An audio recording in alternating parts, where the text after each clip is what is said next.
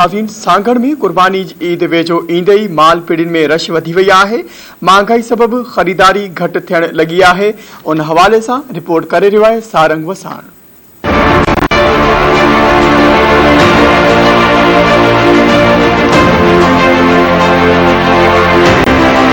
मौजूद आहियूं सांगड़ जे चौपाई जी माल पीड़ी में। तव्हांखे ॿुधायां त हिन वक़्तु जेको आहे ईद उल अज़हा कुर्बानी जे माल जी जेका आहे ख़रीदो फ़रोख्त ते केतिरा ई जेके वापारी आहिनि परे परे खां हिते पहुतल आहिनि, त उन्हनि खां ॻाल्हि ॿोल कयूं था त हुन कुर्बानी जे ईद जे हवाले सां उन्हनि जा कहिड़ा ख़्यालात। ख़र्च बि पूरो कोन पियो थिए। असां ॿाहिरि अड़ी में वठूं था त ॾाढा महांगो थो मिले, जे पीड़ी में खपायूं त तमामु सस्तो थो खपे। ऐं हिते हाणे गिराक चए थो असांखे सस्तो खपे, सस्तो त हाणे किथां मिले। माल झलियो बि ठाहिनि माण्हू, केरु पुछण वारो कोन्हे।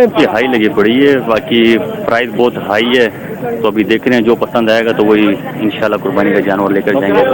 सख्त परेशान है, भाग्या जेके आहिनि उहे सख्त परेशान आहिनि। कुर्बानी वारा वठण अचनि था, उन्हनि खे माल मिले कोन थो सस्ते क़ीमत में।